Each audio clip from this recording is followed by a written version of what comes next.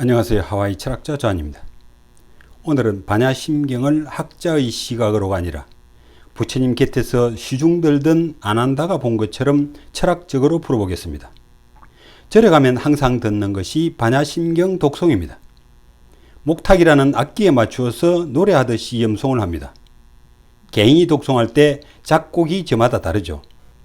음률은 비슷하니까 중요한 것은 연불이죠.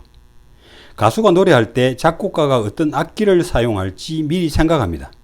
그래서 작사가의 가사를 덧붙여서 가수는 작곡가의 의도에 맞게 노래합니다. 연불이란 말 그대로 부처님을 생각한다는 것인데 무엇을 생각한다는 말일까요? 지혜를 얻기 위해서는 어떻게 해야 하는가? 부처님의 말씀하신 뜻을 알아야죠.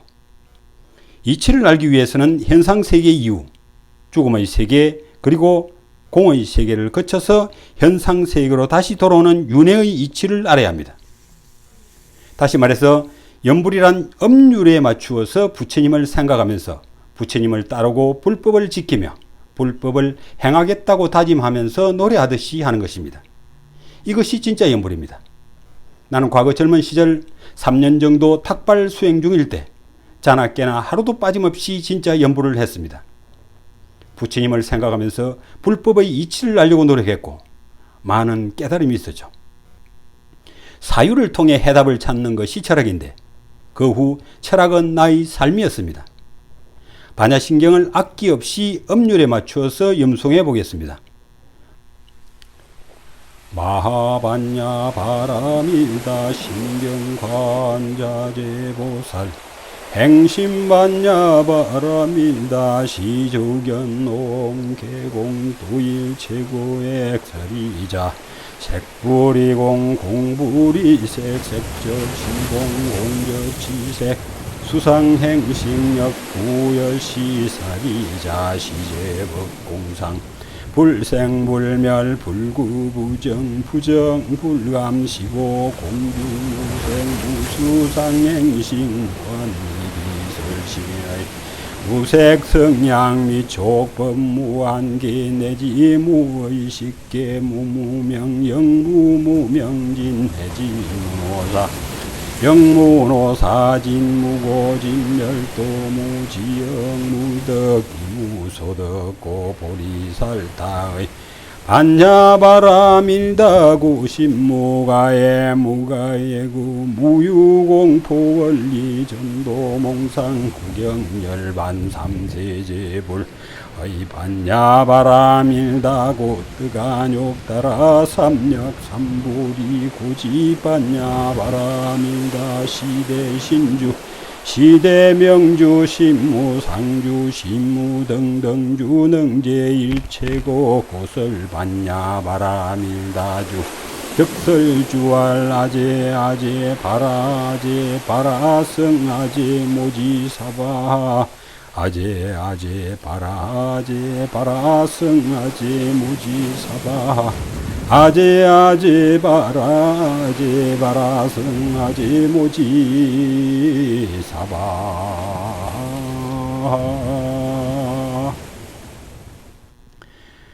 석가모니께서 깨달음을 얻으시고 내가 오늘 반야심경을 설하겠다고 260자의 한문경전을 만든 것이 아니고 오랜 시간이 지나서 부처님이 열반하신 후 수백 년이나 지난 후 기원전 1세기경의 학자들이 부처님이 말씀하신 내용들이 사라질까봐 수십 차례 결집을 통해 편집해서 만든 것이 대반야경이고 일반 대중들에게 핵심 내용을 모아서 서기 500년경에 유통시킨 것이 반야심경입니다. 우리들이 읽고 있는 반야심경은 후진시대의 구마라집의 번역본이 있으나 260자로 이루어진 반야심경은 당나라 현장법사의 번역본입니다. 이 경을 이해하는 데 도움이 될 만한 책으로 김진무 박사님이 옮긴 반야심경을 추천합니다. 반야심경은 학자들이 만든 것이지 부처님이 직접 만든 것이 아닙니다. 부처님이 쉽게 말씀하신 뜻과는 다를 수도 있다는 사실입니다. 음식도 금방 만들었을 때는 맛도 있고 몸에 유익한 약이 될 수 있지만 오랜 시간이 지난 상한 음식은 독이 될 수도 있습니다. 대편집을 하면서 말씀이 훼손되었고 대중들이 이해하기 쉽게 하겠다고 유통시킨 것이 더욱 뜻이 점차 멀어졌고 산스크리트로 된 부처님 말씀을 한문으로 번역하면서 더욱 어려워졌지요. 그래서 현대에 이르러 불교는 이해하기 너무 어렵다고 말하는 사람들이 많아졌습니다. 부처님 당시 살아있던 진법이 상법 시대를 거쳐 이제는 말법 시대가 되었습니다. 하지만 이치를 알고 보면 부처님의 가르침은 너무 쉽습니다. 반야심경 또한 뜻을 알면 자연에서 항상 볼 수 있는 것을 석가모니께서 설명해 놓은 것인데 후대의 학자들이 부처님의 시각이 아니라 자신들의 시각으로 뜯어고쳐서 어렵게 해석하여 그들의 입맛에 맞게 주석을 붙이면서 일반인들이 더욱 이해하기 어렵게 만들어버렸습니다. 반야심경을 알기 위해서는 먼저 알아야 할 것이 있습니다. 창조론과 진화론입니다. 종교에서 말하는 창조론이 믿을 만한가? 과학에서 말하는 진화론이 믿을 만한가? 계란이 먼저일까? 닭이 먼저일까? 둘 다 맞는 부분도 있고 틀린 부분도 있습니다. 접근부터가 잘못되어 있고 첫 단추를 잘못 끼웠기 때문에 어리석은 인간들의 머리로는 영원히 풀 수 없는 문제입니다. 결론부터 말하면 모든 것이 동시에 일어나고 있는 것을 볼 수 있습니다. 반야심경의 공의 세계가 이 문제를 쉽게 풀 수 있습니다. 먼저 창조를 주장하는 이론부터 봅시다. 전지전능한 신이 이 세상을 만들었고 인간도 만들었다고 주장합니다. 종교마다 창조주의 이름이 다르죠. 힌두교에서 말하는 브라흐마는 창조주를 낳은 그의 아버지입니다. 브라흐마는 다르마, 즉 법, 진리 그 자체죠. 불교에서는 청정법신 비로자나라고 합니다. 너무나 맑고 깨끗해서 티끌 하나 없이 청정한 그 자체가 법, 즉 진리인 굳이 이름을 붙인다면 인격화해서 청정법신 비로자나 부처라고 부릅니다. 마호메교에서는 창조주 이름을 알라라고 부릅니다. 기독교에서는 전지전능해 만물을 관장한다고 믿는 여호와라는 이름을 붙여서 사용하고 있습니다. 한국의 종교에서는 창조주인 옥황상제께서 천지공사를 했다고 주장합니다. 그렇다면 과연 조물주 이전에는 무엇이 있었을까요? 그 대답은 태초에 뜻이 있었다. 그 뜻 하나가 에너지를 낳고 에너지들이 부딪히면서 과학에서 말하는 빅뱅이 이루어졌다고 볼 수 있습니다.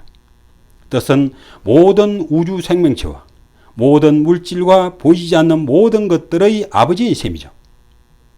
나는 스승을 만난 후 항상 하시는 말씀이 이 세상은 뜻으로 이루어져 있으며 뜻은 뜻을 만들고 그 뜻이 세상을 만들었다. 자나깨나 그것이 화두가 되었죠. 수개월을 뜻이란 무엇인가를 반복해서 되뇌었지만 아무런 느낌도 오지 않았고 알 수가 없었습니다. 그러던 어느 날 탁발 수행 중 지하철을 탔는데 과거 부탁해서 깨달음을 얻었을 때 어떻게 깨달았는지를 생각하고 있었는데 갑자기 나의 몸이 뜨거워지면서 전기가 내 몸을 흐르며 너무나 큰 감동이 밀려오면서 뜻을 알게 되었습니다. 그때 처음으로 우리 몸이 전기가 흐른다는 사실을 알았죠. 그때 맛본 법의 맛은 정말 엄청났습니다. 불교에서 가장 청정한 생명수라고 하는 감로수의 맛을 본 거죠. 가끔 깨달으면서 기쁨을 느끼곤 하지만 그때만큼의 감동은 아직 느껴보질 못했습니다. 그로부터 나의 사물을 보는 시각은 달라졌습니다.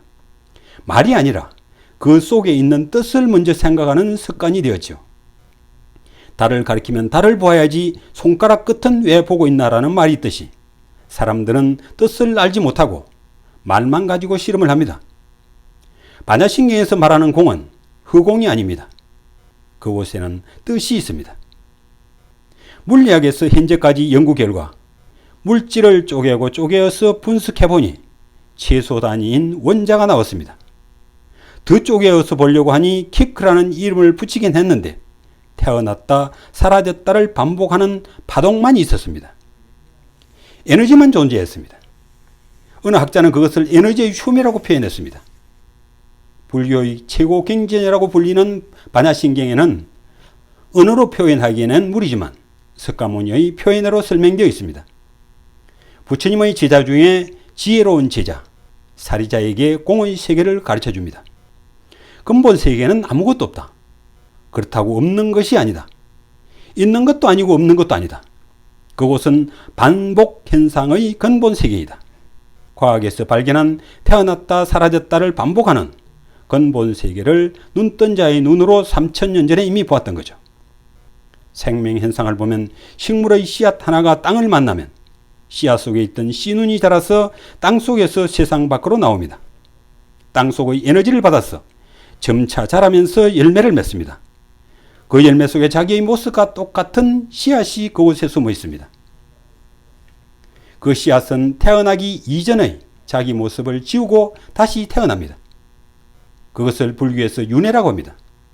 태어나기 바로 전의 세계, 그곳이 바로 불교에서 말하는 공의 세계, 아무것도 없는 세계, 그러나 아무것도 없는 것이 아닌 에너지가 존재하는 세계, 그것이 바로 근본 세계인 거죠. 반야심경에서 말하는 공의 세계가 근본 세계입니다. 그럼 조물주는 누구인가? 종교에서 말하는 여호와, 알라, 옥황상제, 브라흐마, 그들은 누구인가? 조물주의 조상인 뜻에게 물어봐야 합니다. 뜻은 대답하지 않습니다. 깨달아야 볼 수 있습니다. 그럼 반야심경의 한글 번역을 보겠습니다. 마하반야 바라밀다 심경. 관자재보살이 깊은 반야바라밀다를 행할 때 온이 공한 것을 비추어 보고 온갖 고통에서 건너느니라.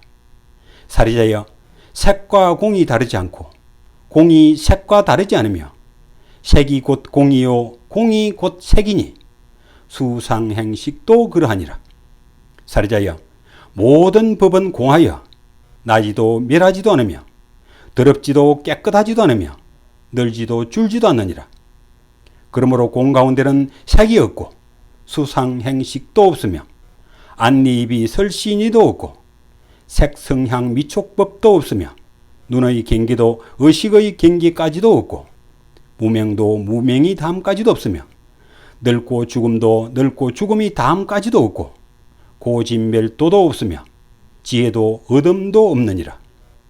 얻을 것이 없는 까닭에 보살은 반야바라밀다를 의지함으로 마음에 걸림이 없고 걸림이 없으므로 두려움이 없어서 뒤바뀐 헛된 생각을 멀리 떠나 완전한 열반에 들어가며 삼세의 모든 부처님도 반야바라밀다를 의지함으로 세상의 깨달음을 얻었느니라.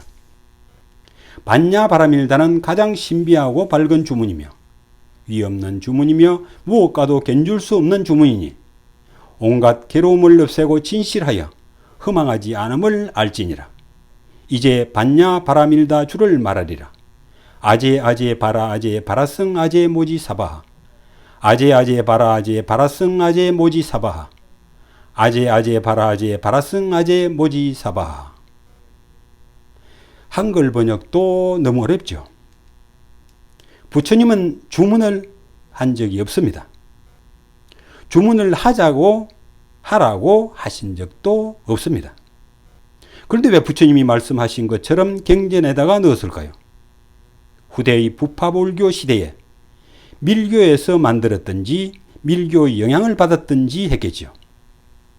밀교에서는 반야심경을 만든 작가들이 호랑이를 고양이로 만들어버렸습니다. 안타까운 것은 그들은 자기들이 하는 주문을 부처님이 하신 것처럼 부처님을 중생의 순조도로 만들어버렸습니다. 부처님의 뜻을 알지 못하고 반야심경을 독송한다면 그것은 모래성을 쌓는 것처럼 헛고생이 될 것입니다. 그럼 뜻을 통하여 반야심경을 풀어보겠습니다. 제목이 큰 지혜를 얻을 수 있는 핵심 경전입니다. 시다르타는 태어나기 이전 전생에 이미 보살행을 통해서 깨달음 바로 직전까지 왔었고 태어난 후 왕자의 길을 버리고 출가해서 생사의 고통에서 벗어나고자 많은 방법을 통해 깨달음을 이루고자 노력해서 이제 그곳까지 거의 왔음을 알고 보리수 나무 아래에서 육체의 눈이 아니라 의식의 눈으로 세상을 관조할 때 깨달음이 왔습니다. 그래서 열애가 된 것입니다. 관자재보살은 한문으로 의식의 눈으로 세상을 자유자재로 볼 수 있는 보살이란 뜻입니다. 부처님이 깨닫기 이전까지를 보살로서 공덕을 쌓으면서 살았고 그때의 삶을 관자재보살이란 이름을 붙여서 즉 의인화해서 부른 이름입니다. 반야심경에 처음으로 나오는 이름 관자재보살이 반야바라밀다를 행할 때에 온이 비었음을 비추어 보고 온갖 고통에서 벗어났다라고 말합니다. 그리고는 사리자여, 색과 공은 다르지 않고 공이 색과 다르지 않다고 했습니다.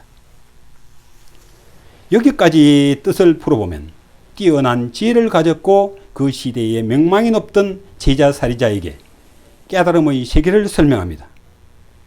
열애가 된 내가 과거의 보살의 삶을 통해서 현재의 깨달음을 얻었다. 즉 의식의 눈을 뜨고 세상을 보니 모든 것들의 이치를 알게 되었다. 영계의 법칙도 보게 되었고 윤회의 법칙도 보게 되었다. 사리자야, 내가 깨닫고 봤더니 나의 의식이 거울과 같았어. 세상의 뜻을 다 비추어 볼 수가 있게 되었다. 현상세계의 모든 것은 죽으면 사후세계를 지나서 다시 태어나기 전의 세계를 거쳐야 다시 현상세계로 돌아올 수 있다. 그 세계를 근본세계라고 부른다. 곧 공의 세계이다. 여기를 보시면은 현상세계가 있습니다.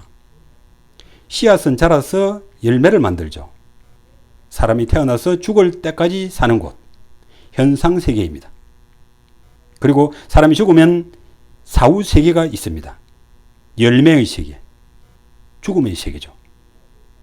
그곳에서 다시 태어나기 이전의 세계, 현상세계를 돌아오기 위해서는 근본세계, 즉 공의 세계를 거쳐야만 돌아올 수 있습니다. 이것은 공의 세계, 근본세계를 설명하는 겁니다. 그곳에는 물질이나 감수작용이나 생각이나 의지나 의식하는 것도 없다. 사리자야, 물질이라는 것도 알고 보면 텅 빈 것이다. 텅 비었다고 아무것도 없는 것이 아니다. 인연이 닿으면 다시 나타나는 것이다. 그래서 애착과 욕망을 가질 이유가 없는 것이다. 근본 세계는 색깔, 소리, 향기, 맛, 촉감, 의식도 없다. 어떤 물질도 실상을 알고 보면 근본 세계를 거쳐야만 현상 세계로 태어날 수 있는 것이다. 그래서 태어났을 때 삶을 통하여 애욕을 버리고 지혜를 얻어야 한다. 보살은 애착으로부터 멀어졌기 때문에 의식이 가돼서 끓임이 없다. 근심, 걱정이 없으니 두려움이 없다. 생사도 두렵지 않다. 중생은 전도몽상 속에 살고 있다. 그러나 보살은 잘못된 기내나 망상에서 벗어났다. 공덕을 쌓아가다 보면 윤회를 벗어나는 큰 깨달음을 얻을 수 있을 것이다. 이것이 뜻으로 풀어본 반야심경이었습니다. 짧지만 이 영상을 만들면서 새삼 알게 된 사실은 성인의 말씀에 함부로 손댄다는 것은 목숨을 걸어야 할 수 있는 일이라고 생각하는 겁니다.